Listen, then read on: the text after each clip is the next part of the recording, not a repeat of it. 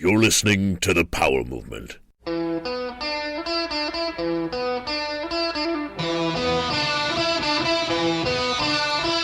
Welcome to another episode of the Powell Movement. I am your host, Mike Powell, and this week on the program, we are getting ready for summer camp. So we are bringing on Kevin English to the program. Kevin is the CEO of We Are Camp, which is responsible for Windell's and High Cascade Snowboard Camp. High Cascade's been at Mount Hood since 1989 and is one of the most influential snowboard camps on the planet. Windell's is the choice for skiers. And we are going to talk to Kevin about competition within the camp space, as there are plenty more camps out there these days that he needs to compete with. We're going to talk to him about the drama behind the curtain at camp and what happens when everybody's very passionate about camp but not on the same page. We will also talk about the ins and outs of his career, his team management days at K2, and he managed Travis Parker, who is one of the more influential snowboarders of our time that really doesn't get his due. And we'll talk about Travis and some of the things that happened at K2 with him. So looking forward to get Kevin English on the program. He is a wealth of knowledge in the camp industry. And if you haven't signed up for High Cascade Snowboard Camp, I highly recommend doing so. It is all about fun. It's a different experience than your traditional East Coast camp experience. Yes, you get to go snowboarding in the summer. It's super fun. Kids can do it. Adults can do it. Check out their website and you'll find out all the details. Speaking of check out the website, I want you to check out the website of my sponsors, and they are evo.com, diecutstickers.com, Sierra at Tahoe Resort, and Spy Optics. Now, let's get ready to talk to Kevin English and talk some summer camp. Mike Powell. How's it going, man? Good. Good to hear your voice. You too. Dude, I checked your website and you're a hustler, man. That thing looks cool. You're doing a lot of stuff. Yeah, I'm pumping out a shit ton of content, I feel like. It's a lot of shows. Damn, dude. What was your entree into this thing? Had you been doing broadcasting and stuff or what? You got a great voice. Your broadcast voice is awesome. Well, thanks, man. You know, I hadn't studied it by any means, and I'd done a lot of events the last 10 years at K2, but I have an uncle who does the NBA on TV and a cousin who does soccer on the radio, and I feel like it's been my family. I just didn't happen to study it in college. Yeah, that's called being a natural. Thanks, man. What you been up to? Grinding, work grinding, family grinding, life grinding, all of that. The days are I'm getting older and the days are going faster. And so I'm asked that question. I look up and it's all a blur. But the super bright spot is my kids are both snowboarding now. So we're, as a family, able to do laps on the chairlift. And I love it. My rebirth of snowboarding, because my daughter's 9 years old. So it's been almost 9 years of not really getting after it. Oh, I know. It's such a challenge. I mean, between walking from the parking lot and carrying all your kids' gear, and you're just sweating bullets by the time you get your lift ticket or wherever you're going, and then it's just like, Jesus, I need a beer. Let's drop them off at lessons. And then you get to spin your 4 laps, and then it's back to ski school. Yeah, I know the challenge of having a kid that is young, but it sounds like yours are, what, 7 and 9 or something like that? Yeah, I've got a 6-year-old boy, and my girl just turned 9 last week, so... Nice. So they're actually like humans who can do everything by themselves on the hill? Dude, carry their own gear. My wife tries to carry their stuff. I'm like, no. George is carrying his snowboard. You know what I mean? Like, be self-sufficient. it helps, dude. It helps. It teaches them, and it's easier on me and Ma. So it's good. And they actually like it. So the last couple seasons they had been like, it's okay. But now this year they want to go up all the time. Nice. Well, I thank you for coming on the show. I think we're right around summer camp season, and I would think in your world right now, it's the stresses of making sure you've got the staff and everybody prepared there, the facilities are dialed in, and then you're probably also getting your last-minute camp additions, or I don't know if it's last minute at this point, but people are still signing up, I would think.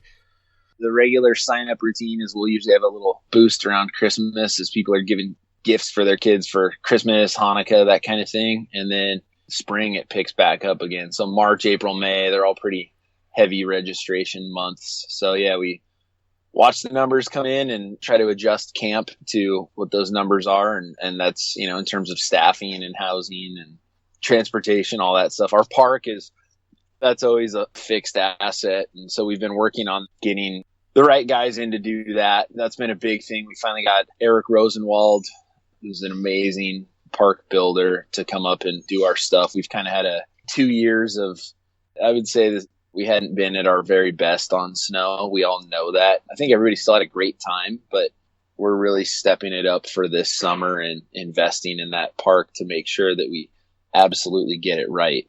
It has to be there. So that's the stuff we're working on. If you look at High Cascade Snowboard Camp, you are one of the mainstays in snowboard camps ever. You've been around since 89 or something like that. And put thousands of kids through camp. But when you started, there wasn't a ton of competition. But now Woodward has camps. There's a bunch up on the glacier in Canada. And there's a lot of competition, I would think, for those kids. And I went to your website just to look at pricing of camps and to just see what a parent would be looking at. And between Windell's and High Cascade, because you guys are owned by the same parent company, and we'll talk about that later, there was 43 sessions. It didn't look like any of them were full at the moment. And how many kids do you need to have a successful summer? Well, generally, we look at anywhere between 1,500 and 2,000 campers each summer is generally what we run. And, this summer doesn't look to be a whole lot different than that.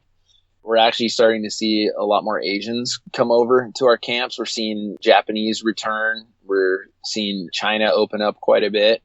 So that's kind of the volume that we need to operate and do well. The Whistler camps have always been there, and I think they're feeling some pressure, as are we. Woodward camps are new, and yet when I look across the board, I truly believe that what we have at Mount Hood is the best snow experience that you can have anywhere in the summer. And that may also include New Zealand in that, because we have great parks, pipes, and then you've got the weather up there that's amazing. Right in June, that middle of June, the clouds seem to break annually and you start seeing nice blue skies and softer snow and tons of snow. So, right now we've got over 61 feet of snow where we put our half pipe, which is incredible to think that that's a real number. But, a couple summers ago, it was dry up there and we took that opportunity. Actually, Timberline did, to have some GPS satellite mapping done so we know where the absolute bottom is. And now in the cats up there, we have these little GPS receivers that can tell us exactly how much snow there is in any particular spot on that hill. So Timberline's done a great job investing in that. Allows us to be more efficient with our snow. And that's my long way of saying that, I'm still really proud of the offering that we have every single summer up there with the right facilities. And really it's the people that bring the whole place alive. It's our staff and all of the pro athletes that come up each summer. I mean, it's still the Mecca. So you guys sell fun. Yeah. Fun is the head fake. That's what we lead with, but we want kids and adults to walk away with a lot more than fun. I mean, when you're in this business, you start to realize pretty quickly that everybody's trying to sell fun. So then can we sell a deeper experience? Can we provide that deeper experience for our campers so it's layered? We always want a kid to walk away with some sort of educational component, something new to have learned. And it's not just a 360 or a 540. It's, what did you learn about yourself? What did you learn about other people? What did you learn about the history of skiing or skateboarding, snowboarding? Did you learn about a different culture while you were at camp? Did you learn words in a different language? And I think that's really what our campers have always known and sensed. And we have a really high return rate at our camp. And I think it's because of that. We try to go deeper. Did you go to camp when you were growing up? I know I spent 2 months of summer for 10 years going to summer camp, Jewish summer camp. And I did learn a lot of life lessons there, and wondering your camp experience. I did not go well, I'll take that back. I went to a traditional church camp once when I was in like 6th grade. My Jewish camp would have beat up your church camp. Sorry. It probably would have. Jeez. You guys, yeah. I mean, was that on the East Coast? Yep. Camp Saginaw in Saginaw, PA. Dude. Okay. I mean, that was probably like legit around since the birth of camp culture in the United States. My parents met there. Their parents went there. Oh, were you serious? Yeah. It's kind of one of those. That's incredible. But hey, that legacy that East Coast traditional camps have is insane. That's what I ultimately want us to have at High Cascade and Wendell's over the years. You know, right now we're 27, 28 years old, and we're starting to see kids of some of our campers from 25 years ago come to our camp. So we're really seeing that first generation. But I think that's so rad, that legacy where, hey, my parents went here, now I go here. It's really a cool thing. I mean, we're trying to create something enduring that'll last long after I'm dead and long after any of these other people who work at camp are gone. So I don't have a huge camp background. I did that one church camp one summer, you know, and then I was a camp counselor when I was 17 for a regular camp down in Truckee, California. So I don't have a ton of that, but I love it. I love what camp does. You know, our mission, life improvement through snowboarding. It's a higher purpose. So for Wendell, it's life improvement through skiing. These are just like vehicles for improving your lives. I mean, think about your life, Mike, right? Like all that you've been through, all the friends that you have, any of the money that you've made and the things you've been able to do with that money, buy a house, maybe go on a vacation, be able to support a family, right? Think of all your friend base that comes from this world. We just look at it as it's a vehicle for improving all of our lives.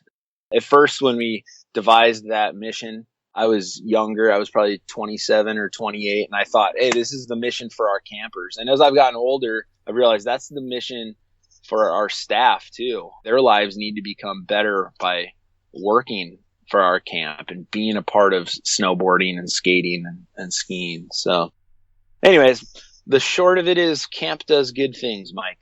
Yeah, I mean, I thought the beauty of summer camp for me growing up was you'd spend all year thinking about summer camp because it was going to be so fun. And then you actually got to go, and then you're so bummed after when it was over. But it was something that would build up all year. It's like, my summer's going to be awesome. And when people get to go snowboarding in the summer, especially those East Coast kids and kids that don't live near a resort, and they can go to government camp and experience the hood, it's pretty phenomenal. It is. It is. And when I first started working at High Cascade, it was in 1999 as a summer counselor. And I was trying to be a pro snowboarder. I rode for Sims at the time, and they were like, hey, if you want to make it on this team, you got to be at Mount Hood in the summer.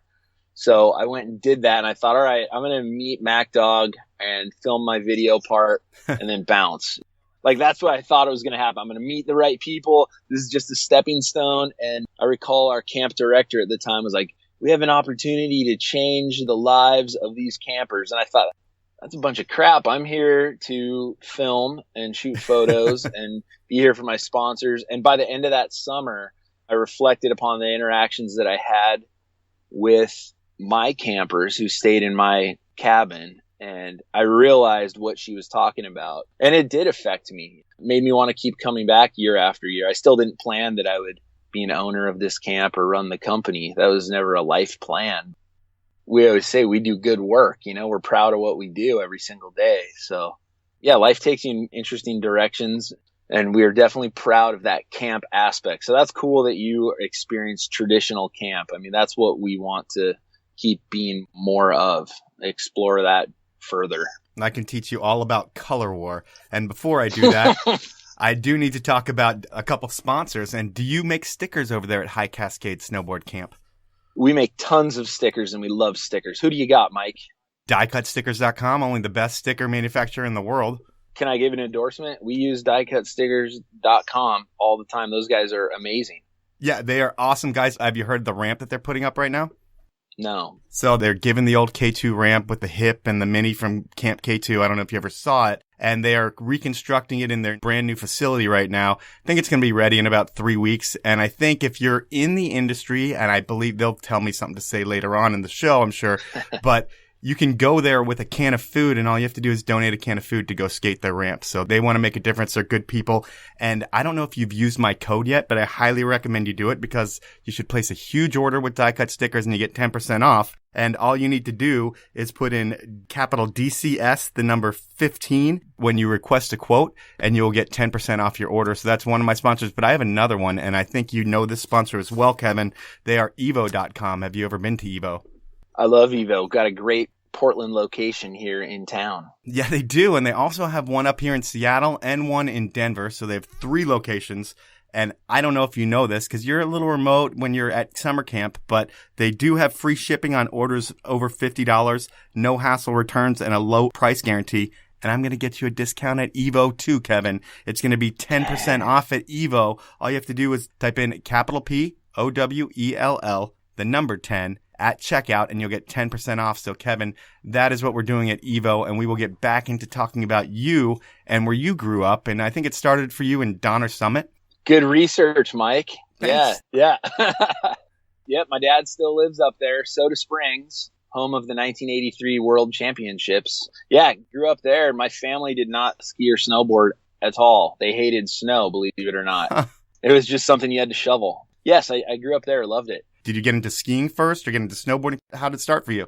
In sixth grade, I signed up for the rec department ski team, and that was really just so I could get a cheap pass, and I had friends who were doing it, and we'd race at Soda Springs Ski Hill. I had some old K2s, believe it or not, red, white, and blues. This was in the 80s, so they were probably from the 70s. Okay. So they were pretty classic-ass sweet skis, and I remember seeing my buddy Dave Holmes building this jump underneath the chairlift. I had my race skis on, and he's got a Sims snowboard, and he builds his jump and does a cross rocket right underneath the chairlift, and it's like etched in my brain. And that's the moment I realized, why am I over there hitting gates? I need to be down there with him building a jump, because I would skateboard with him and stuff in the summer times around there. So I saw that, and then went and rented a avalanche kick 145, no lessons, spiked my hair like Damian Sanders and tried to wear the brightest neon I could find. And then I loved it that first day. No lessons. I don't think there were even instructors then. And then I went and bought a Sims switchblade. So I tried it once, bought the switchblade, threw away those K2s, partly because I ripped the bindings out on accident. Then from there, I just loved it. That's all I could think about every single day. I'd leave the snowboard in my bedroom and strap into my snowboard and bounce around and lay on my bed and do all sorts of different grabs and stuff. That was it. So I was hooked. Did you do any other sports growing up? Yeah, I did all the traditional sports. Did football when I was a little kid. And then in sixth grade, I think I was doing basketball and baseball, obviously that ski team, and then soccer. I was actually fairly decent at baseball. But I remember when I got to about high school age, it was springtime and baseball practice was starting, and the coach wanted me at baseball, but Boreal was still open, and he wanted me to be at practice and not snowboard. So I kind of had to make a decision. And so I quit baseball then and went snowboarding. But I was full traditional sports guy. So I kept playing soccer all through high school. Loved soccer, still love soccer. But when there was snow, that's what I was doing. Okay. And then after high school, do you go straight to college or do you take some time? It was always an expectation in my family that, you go elementary school, junior high, high school, college, and then you get to figure out what you want to do in life. So there was no question about it. I was going to college. And I think that's because neither of my parents graduated from college. They stumbled around in junior college forever. And I think they were determined that me and my sister were going to do the college thing. So I was horrified by that because I knew college was in the winter time. So at first I thought I wanted to go to Boulder because that's where snow is, right? Right. And I knew I didn't want to stay around Reno. I was a little too driven academically, I think, to stay around Reno. And for some reason, the people I saw who were staying around Truckee and Reno, I wasn't that impressed with. So I was like, I got to get out of here. Did you get good grades in high school? Yeah, I was always, honor roll and that kind of stuff, and all the honor classes and stuff. So yeah, I was always in with, ever since I was a little kid, in with all the smart kids, but I had friend base all around school. I like to think nobody thought of me as a nerd, but somebody that kind of spanned the whole student population, could get along with anybody. Okay. So to get back to college, I figured out that Cal Poly in San Luis Obispo, California was awesome because they were on quarter system. So I would go to school in the fall, take the winter off, and move back to my dad's house on the summit, and then go back to school spring, summer, fall. And I did that, graduated in 4 years. It was great. When I was snowboarding, I was able to focus on that. And I had a friend, Sean Tidor, who actually Yeah. Former engineer at K2, went to Capita, and I don't know what he's doing. Nidor documentary in the process. Sean, another really smart guy, went to school for mechanical engineering at UNR. And we'd be snowboarding at like 8:39 at night, and he'd be like, I got to get home and I have a paper due tomorrow. And I just couldn't imagine trying to focus on snowboarding like that and then have to go home and do schoolwork as well. So my setup was pretty rad because that's where I got into surfing. We'd surf Morro Bay and Pismo Beach and all around there. So if I didn't go to school there, I wouldn't be into surfing. You know, I wouldn't have been exposed to that really. So it was sweet. You know what my dad did? He said, hey, you got 4 years. After that, you're paying for everything yourself. So I was scared to death of that. Yeah, as long as it's free, college is great. Dude, totally. Totally. So thank you, Dad. I was seriously very fortunate. I know now the kids going to college, they're all getting all sorts of student debt. It's unfortunate. Well, it's crazy. I think from the time that you went to now, college has quintupled the pricing of it. And I don't think kids are getting that much smarter. So it's just crazy. It is. I don't know what we do about it. Our kids are screwed, but we don't have to worry about them today. That's right, Mike. So you were also working at Sugar Bowl at that time. It sounds like you're doing some sales and marketing there, but I don't really want to touch on your desk job there because your life gets a little more exciting. Your summer of 99. Well, hold up. At Sugar Bowl, it wasn't just a desk job. The sweetest thing that happened at Sugar Bowl was that they let me devise like a snowboard team. So I got like Jim Rippey and Noah Selaznick and a bunch of my other friends like free passes. And then with Noah, we were able to do like the Noah Selaznick signature park. And so he came up, designed his own park, and it was rad. Yeah, there was some boring desk stuff, but that was the good thing that came out of Sugar Bowl. It was sweet for the time. So, well, you need to spruce up your LinkedIn because it really doesn't sound that exciting when you look at it on paper. It sounds a lot better when you talk about it. Yeah, okay. I'm going to make note of that. You know, you had a signature park, right? It was Noah Selaznick, man. Come on, it was awesome. You got to create the dream team at Sugar Bowl. You were like the Peter Line of Sugar Bowl, putting together the dream team. Kevin Jones, and I remember once I saw him out and he didn't have a sticker on. I'm like, Kevin, what are you doing, man? You got to have your Sugar Bowl sticker on. He's like, Kevin, just chill, man. It's a ski resort sponsor. I'll never forget that. And I was like, yeah, maybe I was a little too aggro on that. Sorry, that was my quick side note on that stuff. So then we'll fast forward 99. You're a counselor at High Cascade, and that's when you fall in love with summer camp and you realize that you want to spend summers with children. And then the next year you go on and coach, which I think is a little bit of a better experience in the whole realm of things. It's step up. Yeah, kids are looking up to you and your responsibilities are a little different. And then is your next move from summer camp to K2? Because I know you eventually got the gig as team manager at K2, and I don't know what's in between there. Yeah, I did the counselor, the coach, and then my last full summer at High Cascade was head coach. And then that's where I was 25 and go, oh, God, what am I doing? And then I got that job at K2 thanks to Katrina Voutilainen and Bobby Meeks. So then I was at K2 for 2 years, and that's where you and I met. That was what, 2001? Yeah, 01 through December of 03. We definitely haven't talked about this, but at that time in K2's history, everything was being made on Vashon Island. And then right in that 6-month window when we both were starting there, everything was moved off the island. And within 6 months of that, I think all of our departments were drastically slashed. And it was a crazy time because it was a huge layoff and things like that happened. But were you in the office when those layoffs were happening? Yeah, I was. I mean, it went from like, what we have like 5 people in marketing for K2 snowboards to just me and Jin Yang, just us. So yeah, it was dramatic, but it didn't freak me out too bad, I guess. I was like, oh, maybe there's opportunity here. And I did feel really bad for my friends who got fired, but yeah, that was weird. It was just weird seeing people getting tapped on the shoulder. It was like you had a number and they were coming in and like, hey, you have a meeting with someone right now, and then people are coming back and cleaning out their desks. It was just like escorted coming back. Yeah. It was like big company firing style. That was weird times. Yeah. And so at our time, I guess I do have a little bone to pick with you at K2 now that I think about it, and not a bad one by any means. At that time, I am the rollerblade team manager. K2 would call it inline skates, and then the people that do it call it rollerblading. So okay, I'm glad to hear you say that because we would always call it rollerblading, and they would get so mad at us like it's inline skates. In those walls, I would always call it inline skating, but when you're talking to someone who actually does it, it's rollerblading. The kids who grew up doing it and bleeding for it, that's what they call it. So, gee, I have no idea where you're going with this story, Mike. Come on. I'm just kidding. Oh. So you guys had an ad at one point.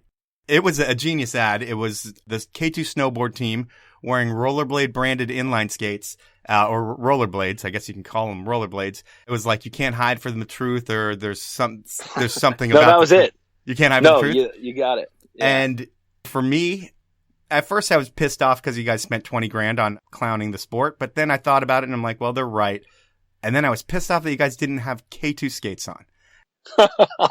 It was just funny to me that a brand would pay and then put another brand's product in it. Did you ever hear any shit, probably other than from me, about that from anybody at K2? You know, I think my boss, Haley Martin, she probably caught all of the fire for that thing, other than you. Like, I distinctly recall you coming to my desk and being like, "Where's Travis Parker?" And I was like, "Travis isn't here. Why would he be here?" And then you're like, "I got this dude on my team." And I don't, you know, I'm obviously generalizing what you said, but it was like, "There's this dude on my team and he's from Texas and he's street. He's going to fuck him up." And I was just like, I thought it was funny. And then I, of course, called Travis and told him, and I thought it was funny. So that was always my story about you, was like, oh man, like, you came and told me this guy was going to beat Travis's ass. And yeah, you and I never really talked about that at all, have we? I don't think so, but I mean, I don't think we have either. But I'll tell you how it came out. I mean, we would do this thing called Festical. Yeah, I remember Festical. Yeah, horrible name, but awesome idea, which was we'd rent out Mount Baker after the season was over and invite the reps and retailers and camp out, and they would turn chairlifts just for us. So we had the whole team there, and somebody on the team, I don't know if it was Travis Parker or Bobby Meeks, pitched this idea about the rollerblade thing, and you can't hide from the truth, because these guys would get clowned all the time. And I could totally see that too. You know, it's kind of like if you have a zit on your face, you're going to walk in the room and be the first one to point out the zit on your face. So for them, I think that's what they were pushing, which is probably going to feel liberating for them. And it took a lot of convincing. I remember having a meeting at Mount Baker and them trying so hard to talk my boss into that ad, and she finally relented. So we're like, all right, dude, we're going to make this happen. So we went down to Bellingham. We had the whole team together. We had our staff photographer. It was like, let's do this. So I went to a sporting goods store. And so this is where you're probably mad at me, because you were the one that bought the skates. I was the dipshit that just bought any brand. Yes, I'm sorry. I would have given them to you. I know it cost me like $500, or I forget how much I paid for all those. It was good for the snowboarding program, but I can see from your standpoint, you're like, what are you guys doing? I figured there was going to be so many people that saw that ad that it would have been cool if they were wearing the new skates. But that was my biggest frustration. Now, given on the team, a lot of those guys were pissed. You're making fun of an 18-year-old and they're going to want to kill you. So that's just what happens. Well, and you were probably right about your street dude from Texas that was on the team. He probably was like a badass, you know, no doubt. I wouldn't want to mess with any of the Texans that were on the K2 team at that point. Would you say not to mess with Texas? Is that your summary? Yeah, you know, they really lived that whole lifestyle. It was like, they'd be like, hey, where are you from? And they wouldn't be like, oh, I'm from Houston, I'm from here, I'm from there. I'm from Texas. And then it's like, okay, I know exactly who you are from the second you say that. But I wasn't at the sales meeting, but I heard about this and I figured I should ask. I heard that there was a parting of ways with Travis Parker at one point because he got in front of a sales meeting at K2 and pretended like he was rollerblading down the aisle, and then got up in front of the whole crowd and said something about how we're a core snowboard brand and rollerblading doesn't really fit with our image. Were you at that meeting, or did you hear about that? I was. It was in Sauce Fe, and yeah, that was actually, you know, it was a fun day. It was like a weather day, and my job was to go get the media and everybody, show them a good time. So of course we wind up at a bar and we're just all drinking. We're drinking all day long. And then I think our first meeting started at 3 or 4 in the afternoon. And Travis, man, I just went snowboarding with Travis like 3 months ago. You know, he came up with me and my family.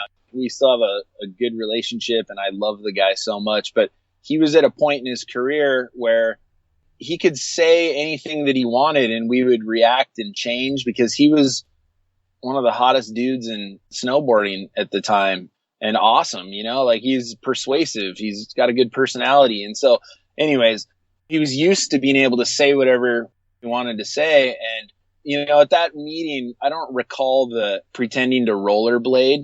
That wouldn't have stuck out in my head. The thing that stood out to me was, he had just said something about the factories over in China and are we doing the right things for the people over there and the materials. And he kind of started questioning the executives of K2 in front of retailers and the media. And I think that was the biggest problem of what happened there. And then later he felt really, really bad about that. K2 was not firing him at all. I mean, K2 still loved him, but it just wasn't working. There was too much history and baggage there. Actually, a Travis Parker interview would be really interesting for you too. Can I tell you a story? Yeah, I'd love to hear it. So I wanted to interview Travis for the podcast. He's an icon in snowboarding. He was one of the most creative and visionary guys and just a really complex person at the same time. Yeah. And I thought it would be an amazing interview. I mean, given it could get a little weird, but it could be amazing. Yeah. So I reach out to him. And I say, hey, I want to interview you. And we know each other from a long time ago. We made the 50-year movie together. So I know him a little bit. And he doesn't really remember me, which is totally fine. And he's like, hey, have you been FBI background checked? Or do you have any samples of what you've done so I can hear what you've done and work from there? And I'm like, well, I don't have an FBI background check. And I'm launching this passion project. And I just want you to be a guest. If you don't want to, it's totally fine. And I didn't hear anything back from him. So then I emailed him like a week later and I just got my background checked for Little League Soccer. So I just forwarded him my Little League Soccer approval. Like, hey, I haven't had my FBI background check, but I do have this background check. I'm cleared. And he never responded back to me. How long ago was that? That was like 4 months ago, but I did reach out to him about 5 days ago again. I think he thought I was going to spin some interview where I'm more telling a story, and I don't know what he was thinking.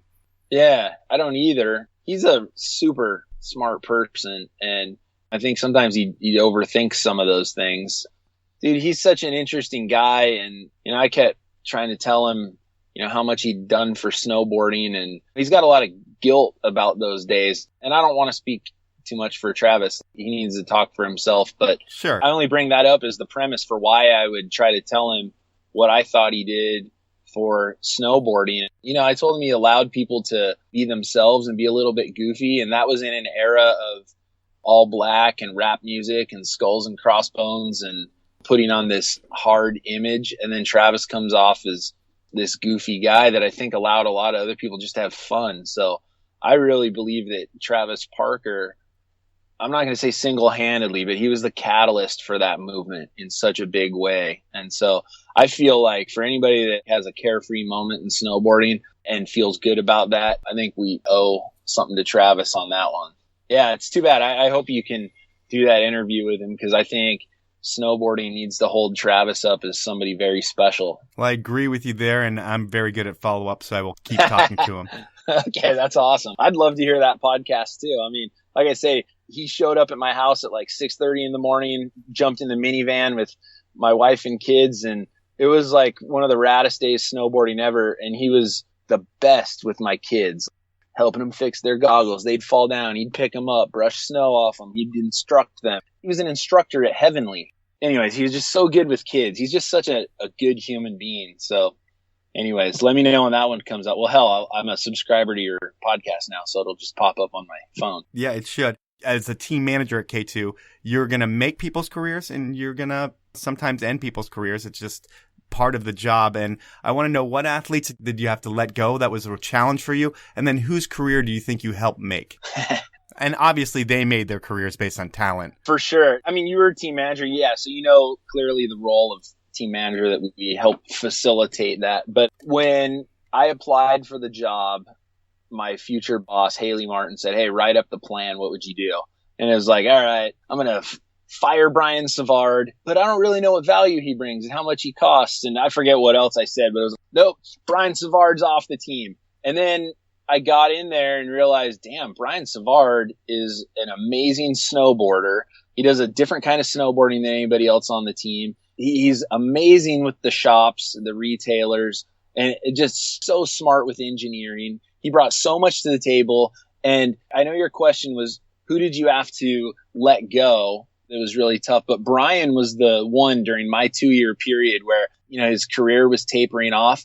But we were able to work it out with him where he just got paid less. His compensation just declined over time instead of just fully cutting him off and like, sorry, dude, you're done, which I see so many companies do that instead of realizing what kind of asset they have in a human being.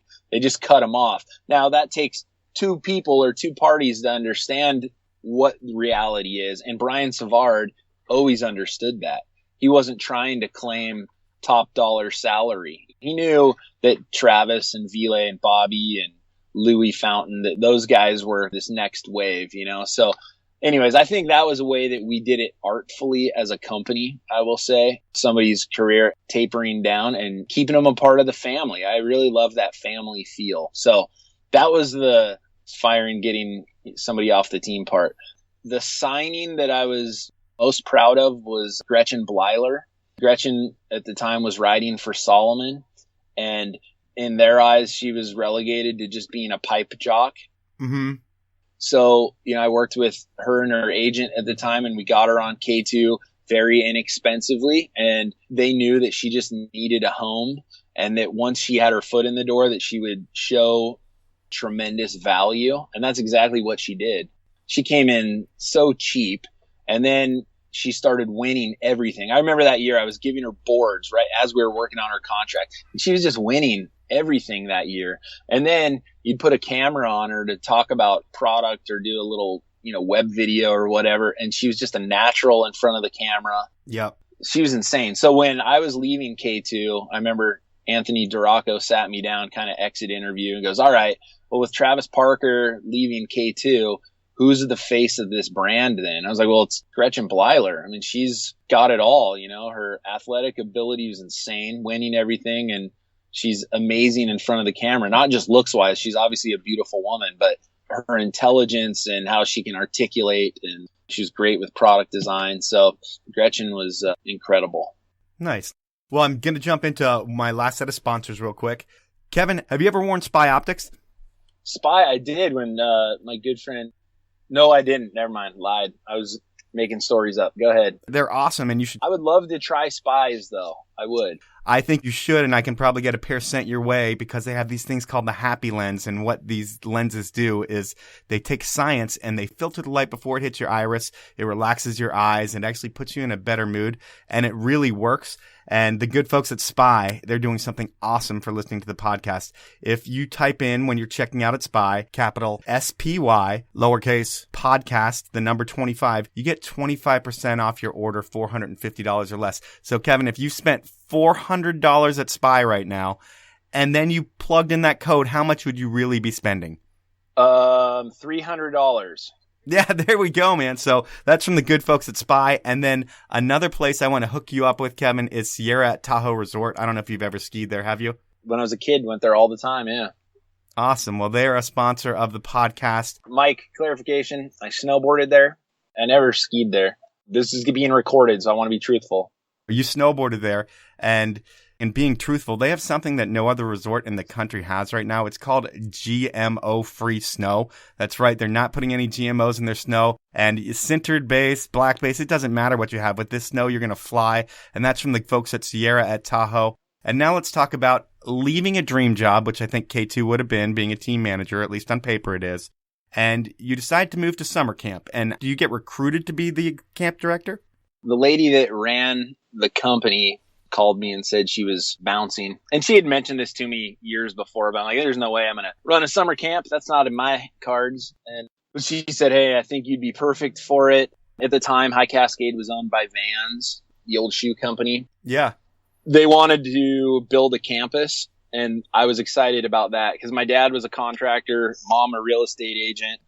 I really liked the idea of building. I grew up on job sites my whole life. I thought that the way that we would set up and break down our summer camp each year was stupid. So I wanted to have like the dream campus, the Disneyland. So that's what got me to perk up and take the job. So yeah, I did an interview with Steve Van Doren and he hired me and he said, hey, you're running the business. That was the other thing. It was also an opportunity to run a business. I mean, I was running the whole company for Vans. And so I'd run the profit and loss and we'd have our own separate balance sheet.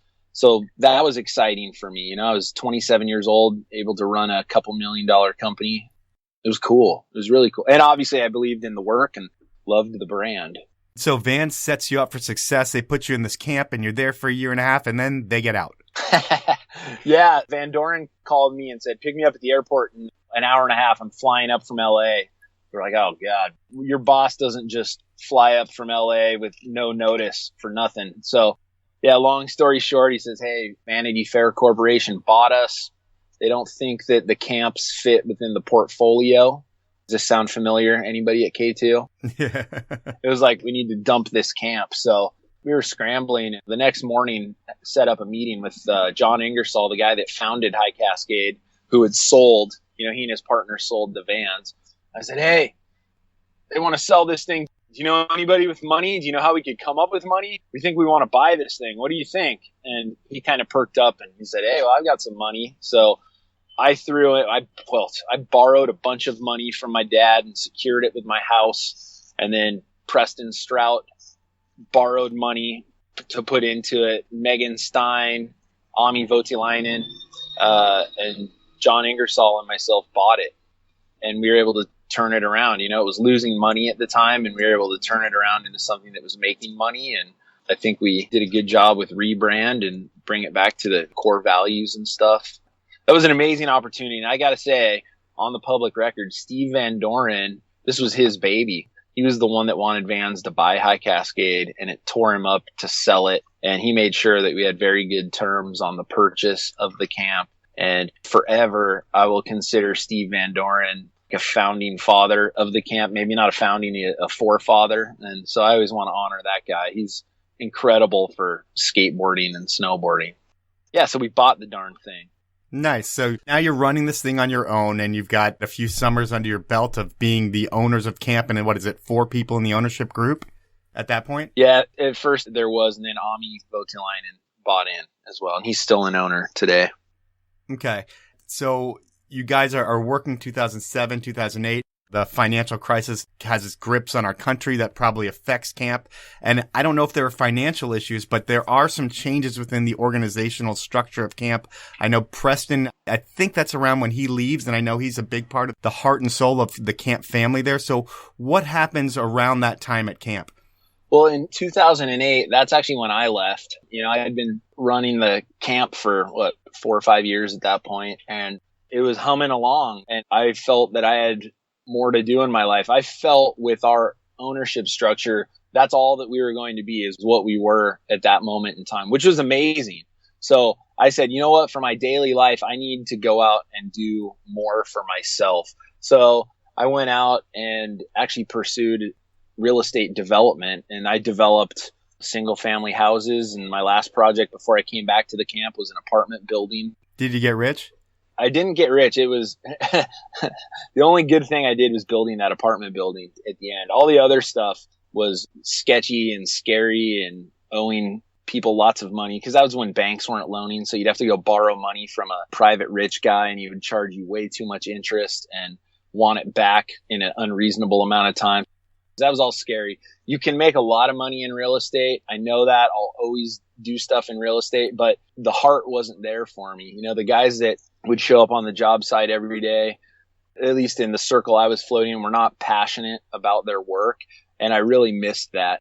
At High Cascade, people are passionate. In snowboarding, people are passionate. Skiing, skating, these are passion things. So I really did want to come back. And in 2012, that's when Preston and Megan both left. And I came back in and started operating the business. And that was at a time where we had just come off a real big season. And then registrations weren't coming in at all where we wanted. And we just really felt that we had to make some changes management wise. And yeah, that was when Preston took off and Megan took off. And do they get bought out, or do they still own a piece of camp? Ultimately, they did get bought out. They didn't get bought out right away. Actually, Ami stopped doing art at that time too, but he remained an owner. He's still an owner of the business, and I think forever will be. I mean, Megan was an amazing person, how she worked, so solid. But yeah, obviously, Preston was the face of the business. And when I first started running High Cascade in 2004, I knew that I needed like a front man. That's not me. I'm not the guy that's wanting to jump in front of the camera every time and be the outgoing dude like that. And that's what Preston was and is. I mean, that guy is incredible. And, I would say, yeah, there was a falling out between the two of us, and it sucks, because I have a ton of respect for him. And obviously, we have issues that we have to work through as just people. But I hope that someday we can get through that, because I know that I made some decisions at the time that I regret, and probably said some things that I regret. And yeah, it sucks. When you're in a passion-based business, like the business and personal definitely gets skewed a little bit more than if you were selling widgets. That's exactly right. That's 100% spot on. We were both definitely so passionate about High Cascade. And it sucks because so many days I just go, man, it'd be awesome to have Preston back at camp. But I don't think that would ever happen because we got to work through some things. So Preston, if you're listening to this, maybe someday, buddy. But yeah, I mean, when we see each other, we still shake hands, see how we're doing. I definitely care about that guy as a human. And I would like to think that if it really came down to it, that he would probably still care about me as a human. So yeah, that stuff happens. I mean, when we were like singing right along, like 06, I was like, man, I wonder how this band is going to break up. Because you'd always hear about all these like amazing bands and they all break up. I mean, even like Metallica that's still going along. They've had ins and outs, people coming in and out and figuring their stuff out. And there are kind of like magical moments with a magical group of people. And it's really tough to keep everybody together. That's a really good analogy of how the band's going to break up. Regardless of what happens behind the curtain, camp still moves forward. People still have fun. The kids don't know what's going on behind any curtains, which is the beauty of summer camps. That's right. And around 2012-ish, you're getting your MBA. I think you went to University of Oregon, and sorry about the basketball game the other night. I didn't even know there was a game. I don't follow that. I don't even know what it was, like the Final 8 or something like that. But you get your MBA, and is that because you're in a world of snowboarding where you're piloting the ship and you have to be not smarter than everybody, but you have to have more business acumen than everybody else? Yeah, that was it. We're in a bubble world, especially in a small business. If you work for K2 or a Solomon or a Dakine, where you've got a much larger organization surrounding you, you have people that you can continually learn from. Yeah. I'm the CEO of this business, so I'm not reporting to anybody other than my partners. So who's teaching me? Who's my mentor? Who am I learning from? Because I have to keep learning every single day. So for me, it was more about like, what are the tools that I can put in my toolbox as opposed to the letters. Now, a lot of the people I went to school with worked for Boeing and Intel and Nike, and they needed the letters. They needed MBA because they saw that that's how you become an executive vice president of the company. And for me, I didn't need that. I just need the tools and the thought. Sometimes you have to step out of the little bubble or the little forests or trees that you're in and see things from like a 30,000 foot view. And it afforded me that. I think it was really helpful. I enjoyed it. I like learning. Oh, that's right. You were a nerd. Yeah, nerd from early days. Yeah, that taught me a lot of stuff and got me just thinking differently. So, well, you're thinking differently after you get your MBA, and then a year later you end up merging with Wendell's, which is, I would say, competition for many years. And it's a different type of camp as well because they take skiers where you're snowboarding only. Yeah. You two merged together, and how does that all come together? Yeah, so we merged in like June of 2014, and all that came together because the same reason that in 2012 we had management changes at High Cascade, we could feel the market contracting a little bit. There were changes going on. We couldn't quite put our finger on it. And, Tim Wendell and I would see each other up on the hill, and we had actually made a bid to buy his camp back in 06, and I damn near spent Christmas with him and his dad in Colorado one year. So, I kind of knew Tim, and we would chat about these things, and he'd keep saying, man, together we're going to be so much stronger, much better camper experience, and we'll be able to save costs on things where we have overlap. So we kept talking, and that's what it came down to. A changing market, so you need to be smarter about how you do things. As a snowboarder, I love what High Cascade was, 100% snowboarding. As a business guy, you want to have a little bit more diversification. And so Tim Wendell was diversified into a bunch of different camps, into skiing and BMX and skateboarding. He had an academy, a private boarding school for high school kids. So all these really cool things. And I always felt like maybe it was a little bit too spread thin and the quality of each of those wasn't as high as they could be. And then I came from the High Cascade side where we only focused on one thing and did it really, really well. And so the thought was be able to take not just the quality control, but the idea of stocking your camp with passionate, smart, driven people, empowering them and letting them actually run the camp. If we applied that to the skateboard camp, to the academy, to the bike camp, the ski camp, that'd be a formula for success. I am really proud now that, since the merger, we actually have a skier who is in the year-round leadership of the company. Is that Jason Ahrens? Jason Ahrens, yeah. I mean, that guy is incredible, like through and through.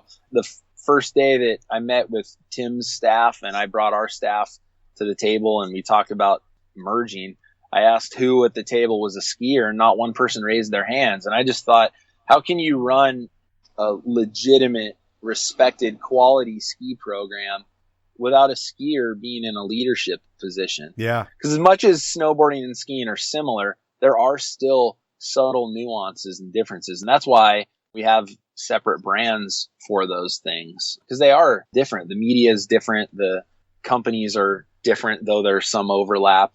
So that was the thought behind us coming together to do that. And have you had to market the camp separately? How do you market these things and fill beds? High Cascade is the snowboard camp. So that's hitting all snowboard media and working with all the snowboard companies and the professionals, the pros who are snowboarders. And then Wendell's is doing that for ski. And that's what Jason Ahrens is heading up. And he's another guy that just cares about it so much. So he's doing that. And then we've got, skateboarding is still under Wendell's. I think, eventually when it feels right, we're going to have a separate skateboard camp brand so that guys like Jamie Weller, who he's our director of skateboarding for Wendell's, and he built all the concrete skate park at Wendell's. He's got to be proud of what his deal is, and so we're working on that. I'm not real anxious to just come up with some new skate camp brand that we're not excited about. We all have to be excited about it. I do believe in like that organic process. And so it's frustrating sometimes, takes longer than you want. But I think in the end, ultimately, we're going to have a collection of these camps that are led by people who are authentic and true to that sport. I think that's the only way to do that. To do it right. Well, to do it right. And why would you do it if you're not going to do it right and be really proud of what you're doing? So, yeah, I think over the last couple of years, we've had some hiccups in branding and some of these other things. But like in the end, we're ultimately trying to get to like the best in class camps. We're not a corporation that's just trying to fill beds on a property. And we're not a corporation that's building massive facilities and then saying, how are we going to monetize this? We approach it from the programming perspective, like what's right for snowboarders, what is right for skateboarders, and then we build the company around that. That's the right philosophy to have, and especially if you're working with kids. I mean, they're going to be bombarded with marketing, branding, and other people's ideas for the rest of their lives, and just keeping it core with snowboarding for what those kids are there for, I think is the best way to run a camp. And so you take that same philosophy and you go, all right, well, if you're a lifelong skater and you could give a shit about skiing or snowboarding, why wouldn't you do that for skating too? Have the right authentic person in skate running that program and let them go for it. Yeah, I mean, I think any of those programs, you put the right people in the right place and then you see things done correctly. I think there are, where you said, why wouldn't you do it if you weren't going to do it right? But a lot of people don't do it right. And that's the beauty of going to a camp like High Cascade is, you're getting the best snowboarding in the summer and you don't have to think about it. You enroll, you go, and you have the best week of your life. Yep. That's our goal. That is definitely our goal. So admittedly, it's been messy, but I think what we're striving for is right. Well, I believe in what you're doing, man, and I thank you a ton for coming on and sharing your story because it's an interesting one for sure. Well, I appreciate it. I'm glad you're doing the podcast thing. I love hearing the interviews and the stories of these exceptional people you've already been interviewing, and I thank you for what you're doing, Mike. So thanks for having me on. Well, thank you. I'm going to be hitting you up in a couple years when I try to get my kid into your camp. Let's do it. We'll talk about that later. That sounds great. So it sounds like summer camp is being totally reinvented this summer. They're putting a lot more work into the park and the features are going to be a lot better. And they realize that the past couple of years they had been slipping a little bit. They're reinvesting and everything's going to be better moving forward. Sounds like there's a lot of drama as well, and that's taken care of. And hopefully Kevin can work out his differences with Preston and they can work together in the future. But who knows? When you're in a passion-based business, you never know what's going to happen. There's a lot of strong feelings, and that can rub some people the wrong way, even if they're really good friends. And that happens everywhere, not just in the summer camp game. And I'm sure we'll have more podcasts where we have more drama. And you know what? That is part of life. Everyone experiences it. Now, I'd like to thank my sponsors. They really make this show happen, and without them, there would be no podcast. So have to give it up for Evo.com, DiecutStickers.com, Sierra at Tahoe Resort, and Spy Optic. Please check out their websites, buy their products, and I thank them a ton for their support. I want to thank you for listening to the show, and I will talk to you next Monday when we have Ian McIntosh on the show, and Ian is a complete badass. If you haven't seen his narwhal line in TGR this year, go Google it online and get ready for his interview on Monday because it is a good one with Ian. I want to thank you for listening and talk to you next week.